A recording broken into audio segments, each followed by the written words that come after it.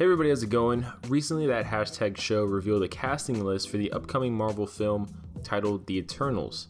Now for those not familiar with The Eternals, this is a very clear signal that Marvel is viewing cosmic MCU as kind of the next frontier for their future films, instead of just looking inward and basically just doing more New York or otherworldly Earth-based heroes, such as like Namor for example, which definitely will be something we'll probably see down the line, just not in the immediate future, probably due to rights issues and things like that. But what makes the Eternals a very interesting franchise is that they're not A-list by most standards, thus available for a lot of creative changes, and we saw a similar thing with the Guardians of the Galaxy adaptation that came out in 2014, because when they had their cinematic introduction, they didn't really bear that many similarities from the source material besides names and things like that. I mean, these changes were not only shown largely through character origins and personalities, and as Mark Twain said, history does not repeat itself, but it often rhymes. So I believe this type of thing will apply with the Eternals movie, and we'll see a lot of creative liberties taken by the director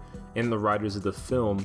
So we'll probably have a lot of characters of the same name, but not necessarily the same personality or even power sets to a certain extent. With the casting sheet that I mentioned before that hashtag show revealed, the only character not revealed was listed as a quote-unquote male lead, yet described as a Greek god. Thor's franchise has kind of opened the door for advanced alien races being perceived as gods by ancient civilizations, so this actually may be something the Eternals play with. It's worth noting that there's a long history in the comics actually between the Olympian gods or Greek gods and the Eternals.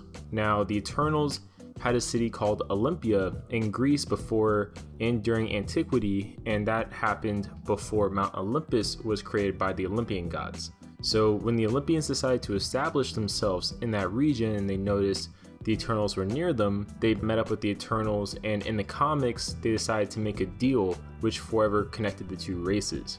And basically what came of the deal was that due to their similarities, the Eternals would represent the Olympians on Earth. They're ambassadors of sorts, they're representatives. Unfortunately, this ended up, as you could probably assume, created some confusion about which group was actually the gods for a lot of people, and it kind of caused a conflict and a mini war between the Olympians and the Eternals. The leader of the Eternals was named Zurus, and he took the place of Zeus. And there's also another character that basically is Athena for all intents and purposes, but she just goes by the name Athena. He's listed in the casting sheet, so obviously he can't be our mystery character, and really the only other character that's really popular that you could see in here based on interactions with the Eternals in the comics is probably Hercules. The only reason why Hercules may not be the character is because a member that is listed in the casting is the Forgotten One, aka Gilgamesh. Now, out of all the various Olympians, Hercules does have a connection with Gilgamesh.